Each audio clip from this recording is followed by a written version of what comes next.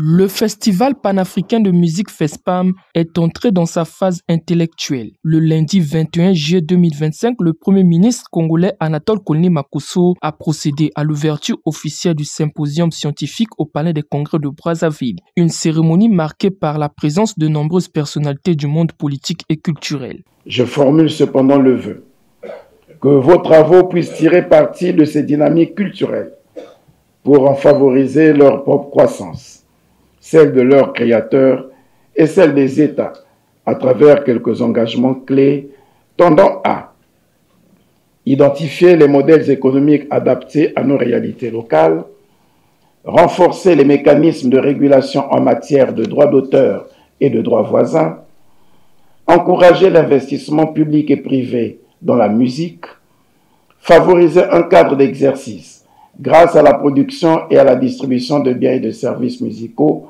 et plus largement culturels, favorisant la croissance de l'économie locale, créer un cadre d'interaction pour stimuler la cohésion sociale et l'intégration, promouvoir des outils numériques souverains qui valorisent notre patrimoine musical sans le dénaturer, repenser le FESPAM pour mieux accroître son influence dans le monde en lien avec la résolution 1636-63. Ce faisant, vous, participant à ce symposium, contribuerez à redéfinir le rôle de la musique dans l'économie africaine comme un secteur structurant, vitrine touristique, porteur d'emplois directs et indirects, d'identité et d'avenir. Vous contribuerez ainsi à professionnaliser la production musicale pour développer un écosystème économique pour nos pays. Parmi les temps forts de cette ouverture, l'intervention de la ministre de l'Industrie culturelle Lydie Pongo, elle a souligné le rôle stratégique de ce symposium, véritable laboratoire de réflexion sur les enjeux économiques de la musique africaine à l'ère du numérique. Le symposium du Festival panafricain de musique est une boussole intellectuelle.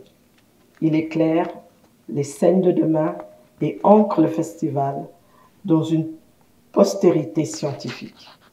Il témoigne aussi du souci constant du gouvernement, sous l'impulsion de Monsieur le Premier ministre chef du gouvernement, de bâtir une politique culturelle qui conjugue patrimoine, innovation et développement.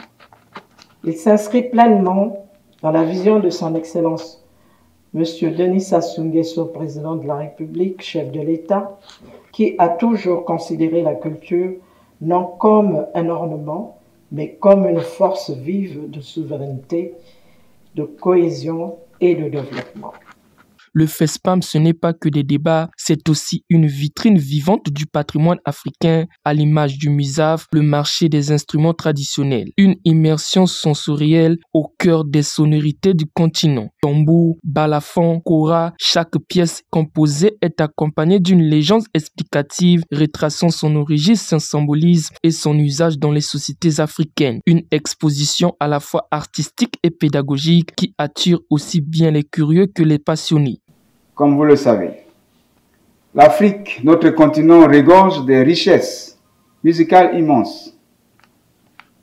Sa diversité rythmique, ses traditions et sa créativité contemporaine rayonnent bien au-delà de ses frontières. À l'ère du numérique, de nouveaux paradigmes s'imposent.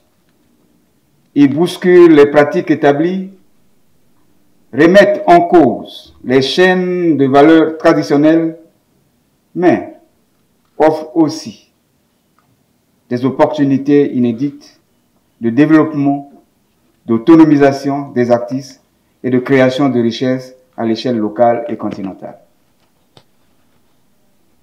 Chers participants, vos expertises, vos expériences et vos idées feront de ces assises un moment historique pour la musique africaine.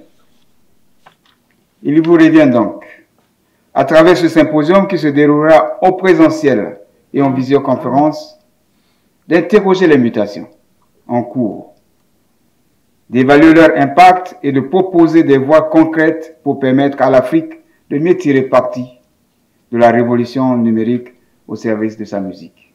Le FESPAM se poursuit tout au long de la semaine avec une programmation riche, concerts, ateliers et conférences rythmant cette célébration de la musique et de la culture africaine.